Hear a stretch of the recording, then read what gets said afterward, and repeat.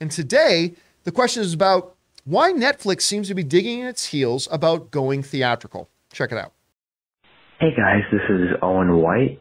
Netflix co-CEO Ted Sarandos was talking in an earnings call about how they're not interested in putting their films in the theaters unlike Apple and Amazon.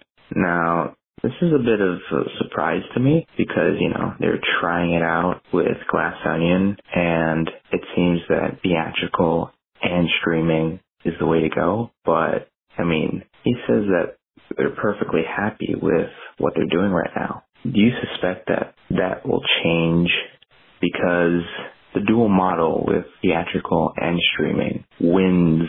You'll get much more success than just streaming. What do you think about this? All right, thanks a lot for saying this in. And the topic and conversation about Ted's, I never pronounced his last name, Sarandos, who is a brilliant guy, by the way.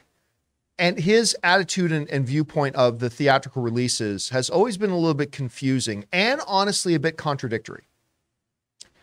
Because while they just did this earnings call, as they pointed out in the call there, where he's basically saying, nah, we're not interested in theatrical. Yet they continue to experiment with theatrical, which is okay, kind of interesting here.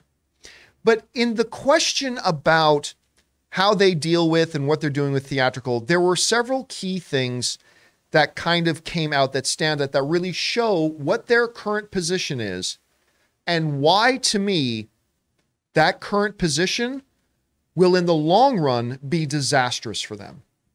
Okay, so to get into this a little bit deeper, let's go over to the Campea Classroom for a second.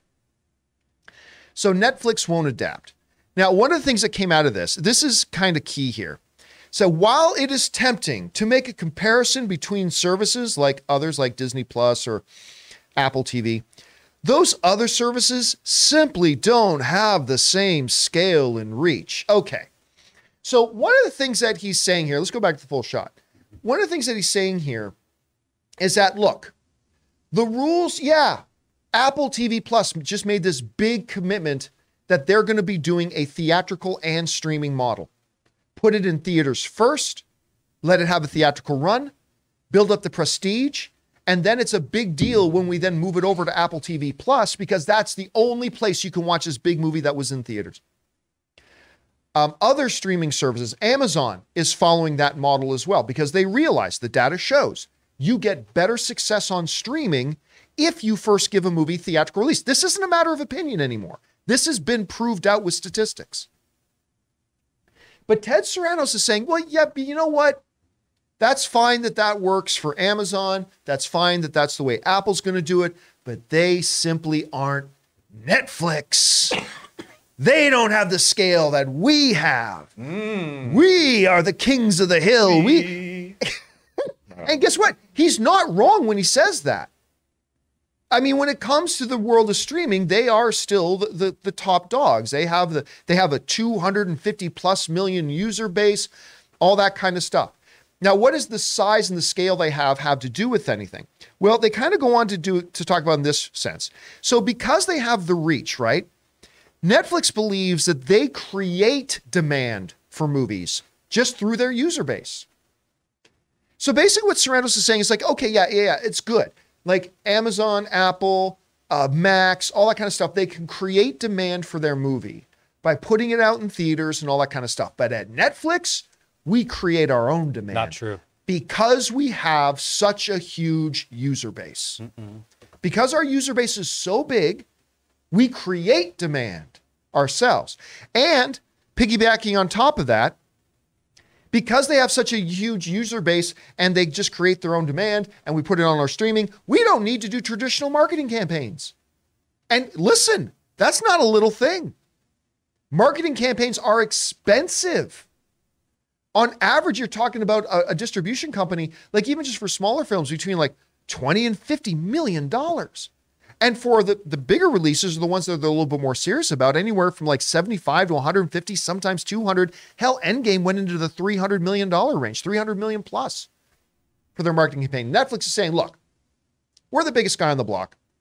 We don't need to worry about the theatrical thing. We create our own demand. We get to save some money here. This works for us. And what Ted Sarandos said was, we're happy with the way things are. We're happy with the way things are. Here's where this becomes, to me, a little bit ironic. Let's go back a couple of decades. Not even that far back. In the world of home entertainment, Blockbuster was king. Right? Blockbuster was king. And the landscape of home entertainment started to change. And in the earlier days of the landscape changing and streaming starting, the internet was becoming more problem. More and more American homes started to have what they called at the time high-speed internet. And Blockbuster's early thoughts were, we're happy with the way things are. When people think of home video, they think of Blockbuster.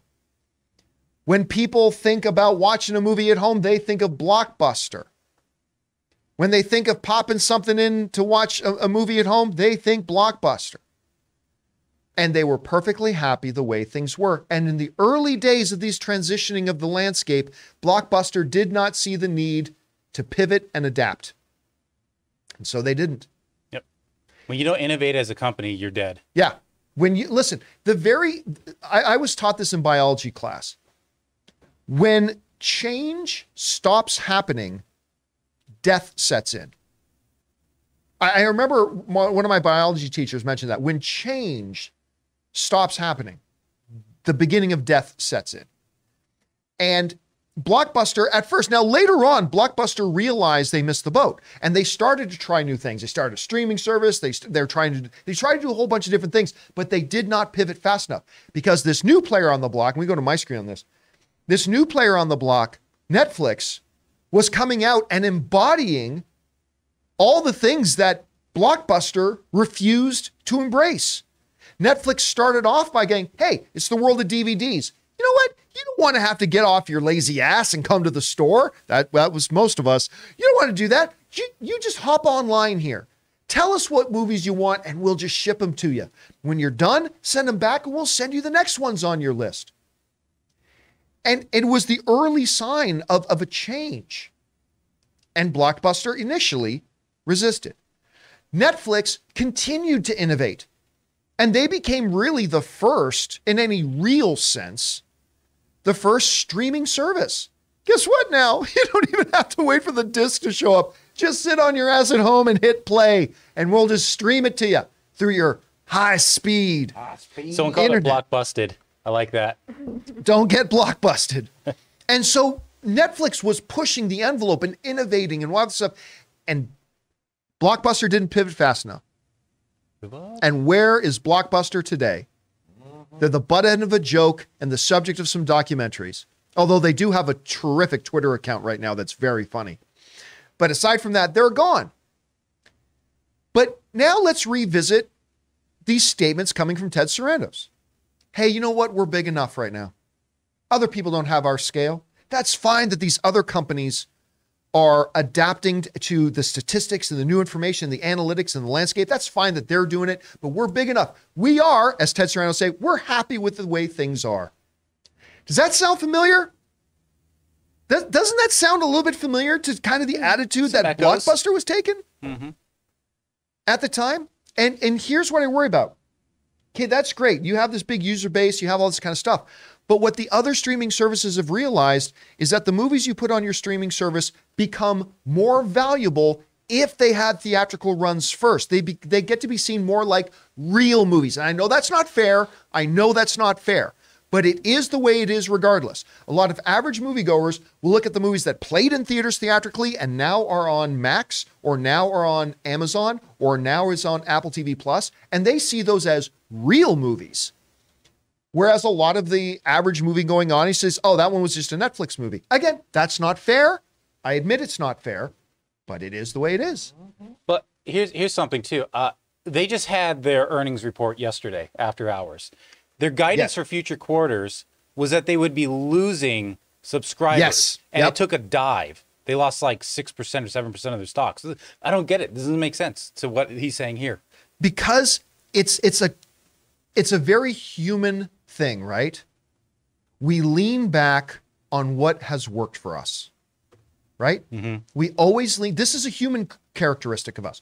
In times of doubt, in times of whatever, our natural instinct is to lean back on what has worked before, even if what has worked before is slowly eroding from under our own feet. And my fear for Netflix is that they'll say, well, we're just the biggest. Yeah, but you're embracing philosophies right now that will not keep you the biggest.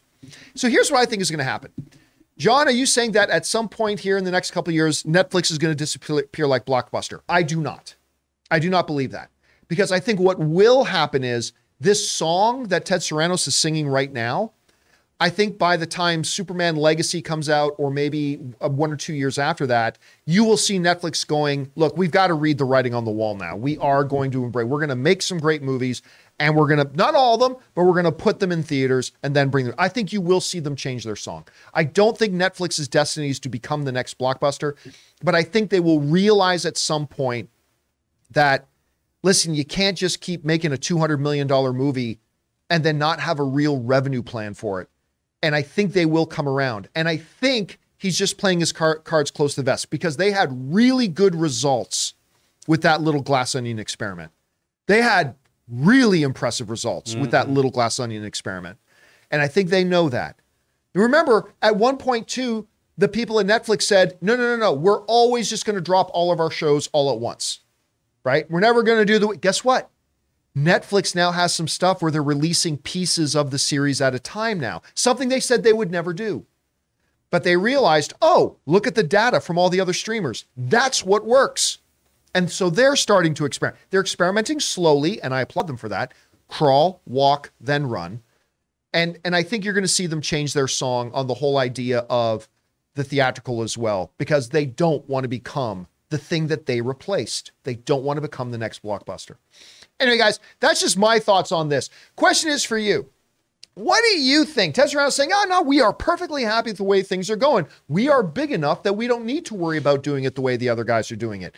Do you think maybe he's absolutely right? Or do you think that is slowly going to erode out from under him? However you guys see it, whatever your thoughts are, jump down into the comment section below and leave your thought there. We want to thank a sponsor of this video, Mint Mobile. From the gas pump to the grocery store, your utility bills and favorite streaming services, inflation is everywhere. Seriously, make it stop. Thankfully, there's one company out there that's giving you a much needed break. It's Mint Mobile. As the first company to sell premium wireless service online only, Mint Mobile lets you order from home and save a ton with phone plans starting at just $15 a month. You guys know that ever since I switched to Mint Mobile, I've been saving almost 70% a month over my old phone plan. For people looking for extra savings this year, Mint Mobile offers premium wireless for just $15 a month. By going online only and eliminating the traditional cost of retail, Mint Mobile passes the significant savings on to you. All of their plans come with unlimited talk and text plus high-speed data delivered on the nation's largest 5G network. Use your own phone with any Mint Mobile plan and keep your same phone number along with all your existing contacts. Switch to Mint Mobile and get premium wireless service starting at just $15 a month. To get your new wireless plan for just $15 a month and get the plan shipped to your door for free, go to mintmobile.com/Campea. That's mintmobile.com/Campea. Cut your wireless bill to $15 a month at mintmobile.com/Campea.